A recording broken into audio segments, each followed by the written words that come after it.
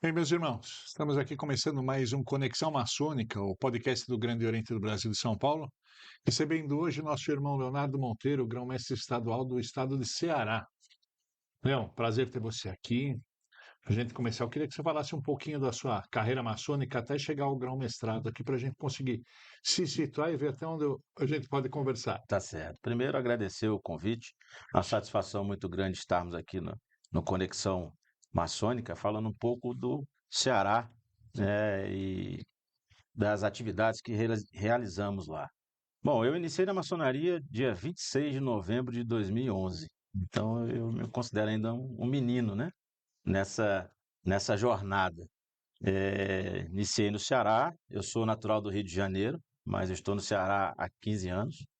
E chegando lá, meu pai era nosso irmão, né? E por intermédio dele, eu fui apresentado lá e comecei os trabalhos na maçonaria no dia 26 de novembro de 2011. E de lá para cá, a gente veio galgando, né? As caminhadas, os degraus, até chegar no cargo de grão-mestre hoje, com muita satisfação e com muita honra. Que é um menino na maçonaria que anda rápido para chu, né? Em 10 anos, ou em 14 anos, chegar ao grão-mestrado é muito É, tempo, né? Como você descreveria a maçonaria lá do seu estado aqui para em linhas gerais, assim, perante. olha, o Ceará ele tem uma peculiaridade muito interessante, né? É um estado que vai fazer 87 anos de atividades. Teve seus altos e baixos, problemas como em muitos estados tiveram, mas ele teve uma peculiaridade que em 2018, 2019, o estado do Ceará deixou de existir como unidade federativa, né? Naquela ocasião, nós tínhamos aí 14 lojas, 200 e poucos irmãos, e por problemas internos, ele foi desfederalizado da Federação do Grande Oriente do Brasil. E as lojas então passaram a responder diretamente ao GOB. Nós levamos 2 anos fazendo um retrabalho de reconstrução, e em 2021 ele voltou novamente a ser uma unidade estadual da Federação do Grande Oriente do Brasil. Então, em junho de 2021, ele foi refundado como o Grande Oriente do Brasil do estado do Ceará.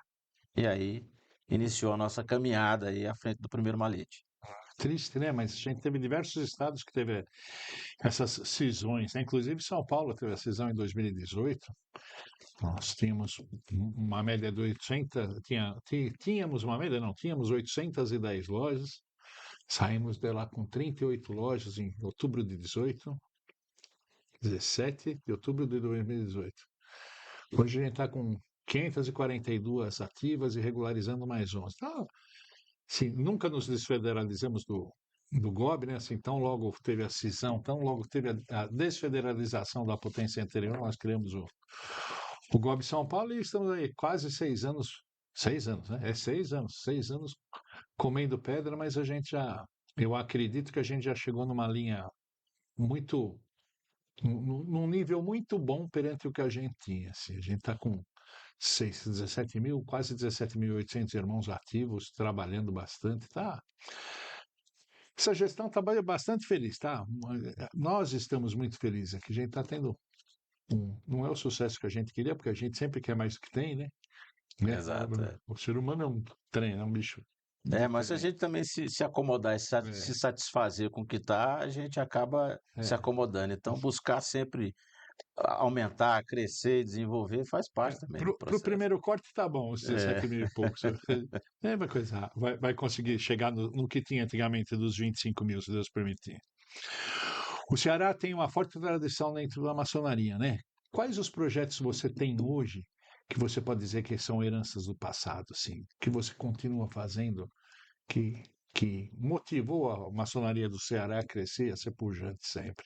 Na verdade, nesse processo aí de transição, nós passamos também por um processo de depuração, né? Eu sempre digo aos nossos irmãos que sempre depois da tempestade vem a bonança, né? E o primeiro desafio que a gente tinha era reconquistar o sentimento de pertencimento dos irmãos, porque com essas situações adversas, as pessoas muitas vezes se desanimam, ficam às vezes descrentes e etc. Então a gente precisava trazer de volta o sentimento de pertencimento, aquela vontade do irmão, do obreiro, de fazer parte da instituição. Então, nós começamos tudo do zero. E aí foi uma nova história, né? Quando a gente assumiu na reconstrução, nós falamos, agora nós temos um livro aberto. E quem vai escrever essas histórias não sou eu, somos todos nós. É isso. E aí a gente começou a fazer um trabalho. Então, o resgate do sentimento de pertencimento foi importante e a consolidação da importância da família no contexto da maçonaria.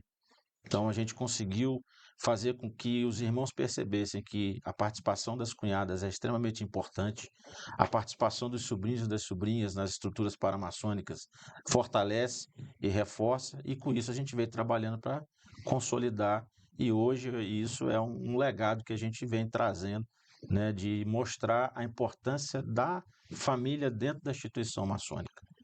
A família é importante em tudo que a gente faz, né, Léo? Acho que Sim, se a gente tendo o apoio da família, tudo fica mais fácil, né? Porque, principalmente como grão-mestre, o trabalho é insano, né? Assim, a gente tá fazendo média de 15, 20 visitas por mês, viagem, 10, 15 viagens por mês, tá? Se você não tiver o apoio da família, você não faz. Você não tem não consegue desenvolver o trabalho necessário se você não tiver esse apoio em casa. A família é importante para é a tudo, né? base de tudo, né? Eu acho. Mas continuando isso, assim, tirando o centro lá, tirando o seu poder central, o seu pedaço, sua capital lá, como que você faz esse tratamento no interior? Porque o Ceará é um estado grande, não é? Tem uma área É, extensa, né? nós temos 187 municípios dentro do estado. É, A maior concentração de lojas naquela ocasião era na capital. Então, nesse trabalho de reconstrução, a gente tem expandido para muitos municípios onde nós não tínhamos sequer lojas de nenhuma potência. é. Então, hoje a gente tem um numerário maior de lojas nos interiores do que na capital. Então, nós estamos consolidando esse trabalho e fazendo outra coisa importante, que é descentralizar as estruturas de aperfeiçoamento maçônico e demais situações que nós tínhamos na capital para o interior. Obviamente, isso requer um trabalho muito maior, Pois é, né? lógico. Essa semana, por exemplo, eu rodei quase 2.000 quilômetros de segunda até ontem fazendo os interiores. Então, muitas vezes eu fico mais no interior do que na capital, visitando as lojas e trabalhando junto com os irmãos. Então, a gente está fortalecendo.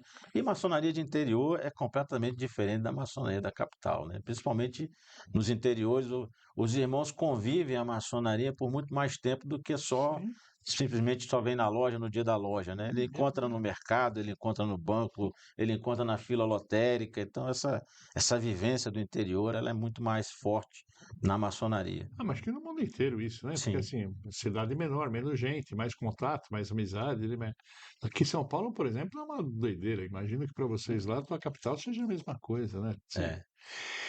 E convênio, você tem muito contato com universidades, empresas, centro médico, o trato de vocês com instituições sociais no local de vocês, lá na É, sua a região? gente tem reestruturado essa questão dos convênios, buscando as parcerias, né? Então, a gente tem feito algumas ações, algumas tratativas com o Sistema S para investimento de formação, de capacitação, mas é um processo que a gente ainda está evoluindo, né, dentro dessas questões. Nas ações sociais, a gente sempre tem com a participação das nossas fraternas, né, na fraternidade feminina, elencado algumas instituições sociais para fazer um trabalho mais voltado para o social. E nós tivemos nos últimos anos também algumas, apesar de estar no Nordeste brasileiro, mas nós tivemos algumas calamidades lá com excesso de chuva, com inundações em alguns municípios, que a gente conseguiu também fazer um trabalho de atendimento, né, a essas comunidades nos interiores, levando um pouco de alento para aquelas pessoas que perderam tudo, né? Eu acho que isso é o que faz a sociedade civil sentir a maçonaria como necessária na região, né? Eu acho que isso que falta, pelo menos aonde eu conheço, isso que o que mais falta é que o pessoal tenha a maçonaria como necessária lá para atuar, né? A gente está tentando fazer bastante trabalho aqui com vacinação, roupa, alimentação, tomou uma série de convênios de saúde, de educação, mas não é só para o povo maçônico. A gente criou um dispensário agora, mas é para o povo. Não importa se é maçom ou não. Eu acho que a gente tem que acabar aquele perfil que o povo tem de que o maçom é tudo metido com o diabo, que só entra rico, Que vai ficar que milionário, vai né? ficar milionário, porque tem muita gente da maçonaria espúria que criam potências aí para tomar dinheiro dos incautos. É isso. Exatamente. Se a gente conseguir abrir mais o nosso sistema, mostrar quem somos, onde nós estamos, né? Para que esses caras que tenham vontade de conhecer a ordem, tenham a possibilidade de conhecer um irmão que pode ser que eventualmente venha a ser indicado em algum lugar, né? Sim. Mostrando como ser, eu acho que isso ajudaria muito a nossa ordem, Eu acho né? que o papel da nossa instituição maior está na sociedade, né? Aquilo que a gente pode trabalhar e intervir de forma positiva no meio onde nós vivemos, né? Mas é o objetivo. Esse é É o. evidente que você vai tratar primeiro os de casa, né? Vai cuidar primeiro dos seus irmãos, né? Mesmo porque se você tiver um pedaço ruim dentro do seu grupo de trabalho, você não vai ter dedicação total, vai ter, Sim, né? Então, que nossos irmãos estejam bem para que a gente possa atuar fora do mundo da gente, né? Porque o nosso mundo é um cisco, né? Perante a sociedade civil sim. toda, né? Nós somos um número muito reduzido. Acho que pelos 203 anos que o Grande Oriente do Brasil tem de atividade, 80, 90 mil irmãos no Brasil, eu entendo que seja um número pequeno ainda. Eu imagino que a gente tinha. Tem potencial para ir Eu mais longe. acredito que tem um potencial grande, né? Que né, a história, o povo tem muita coisa, ouve muita coisa errada. Tô dizendo porque na minha casa, quando eu falei que ia entrar para a maçonaria, a família da minha mãe era de português, né? Falaram: olha, ele vai ter que dar 3 tiros na cruz, olha que absurdo, ele vai ter que cuspir no Senhor Jesus Cristo. É um monte de estupidez que vem de séculos, não é Sim. verdade? E aí tem o pessoal que vai na internet lá, seja maçom, você paga não sei o que, ganha um relógio e vai ter. Vai ter um jantar, né? É, Hoje a tecnologia ainda nos permite quebrar um pouco desses paradigmas e contrapor essas situações, mas ainda precisa fazer um trabalho forte de conscientização e mostrar, né, o verdadeiro sentido da instituição fora das nossas paredes, né? no estado de São Paulo tem 194 maçonarias espúrias registradas. 194. Nós somos em 3 reconhecidos, né? Sim. Grande Oriente do Brasil, Grande Loja do Estado de São Paulo e Grande Oriente Paulista. Tem mais 193 ou 194 espúrias. Você acha que isso não é para ganhar dinheiro?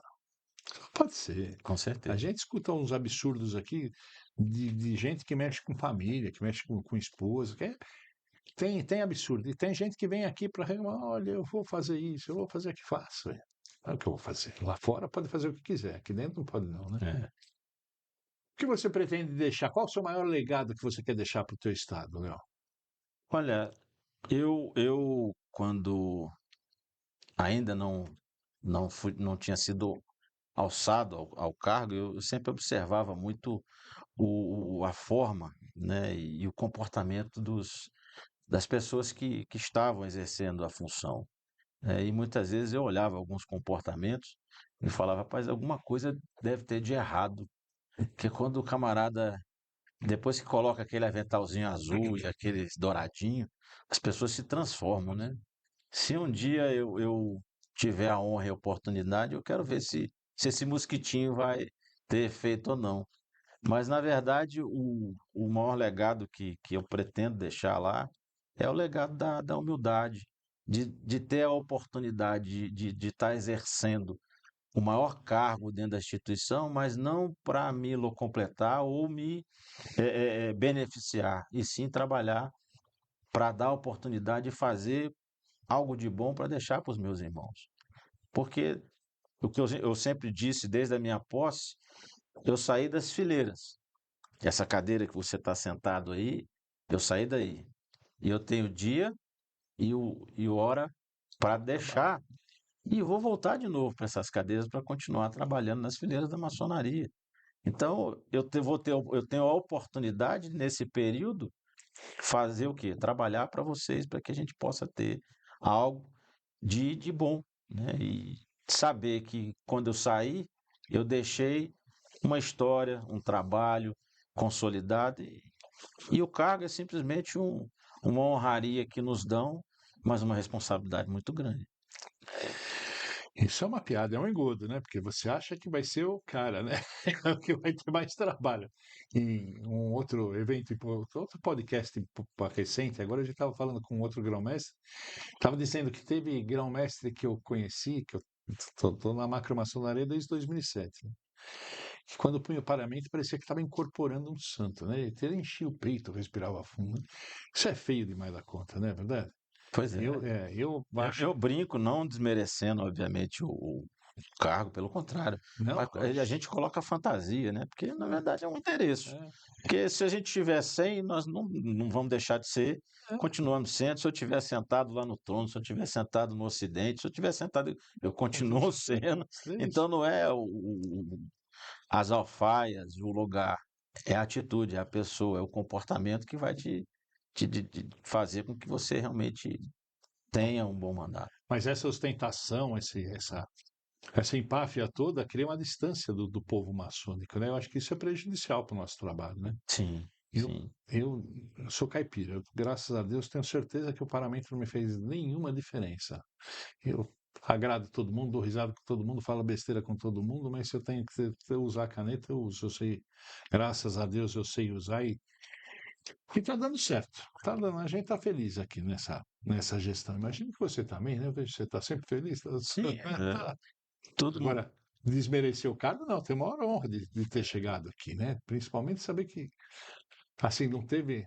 Foi até contra algumas instituições o Ruberval ter chegado no cargo, né? Algumas. Mas tá bom. Tá bom, eu fiz o que eu queria fazer, deu certo.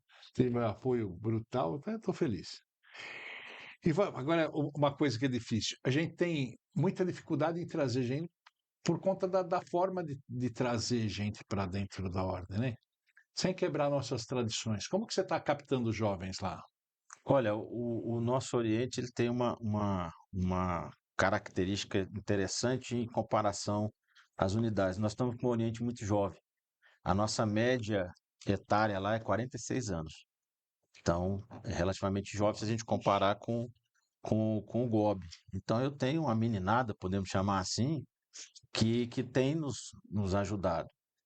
Nós temos as redes sociais, que são uma ferramenta de potencial muito interessante, né? Não só para mostrar aquilo que é possível, mas principalmente o trabalho social que a maçonaria ela desenvolve, mas também para atingir outros públicos que muitas vezes não está no nosso radar, no nosso dia a dia ou no nosso círculo, mas que tem potencial, que tem credenciais para ser um postulante, né, a entrar na instituição. A gente também usa a ferramenta de cadastro de interesse dentro daquilo que é possível, da filtragem. No Ceará não é um volume tão grande, mas a gente tem também utilizado essas ferramentas e um trabalho direto junto aos nossos veneráveis para que eles possam penetrar na sociedade para mostrar o que é a maçonaria. Então, através de trabalhos sociais como doação de sangue, campanhas de doação de sangue, palestras em escolas, nós temos algumas lojas em que nós temos professores de história, de geografia, que costumam trazer os estudantes para visitar, às vezes, lá a capital, para falar alguma coisa da história, leva lá na sede do GOB, leva para a loja, fala um pouco da história da maçonaria, então isso vai despertando o interesse, né? E a gente tem conseguido captar. É uma instituição viva, então a gente tem que fazer esse trabalho para a engrenagem rodar, senão ela vai embora, né? Então a gente tem conseguido capitanear esses jovens que hoje estão todo mundo conectado, né? Então são ferramentas que a gente tem disponibilizado e tem dado certo.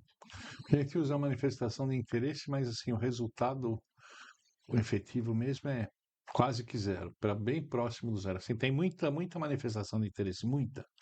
Além do que a gente imaginava que ia ter, mas não tem qualidade nenhuma, não tem.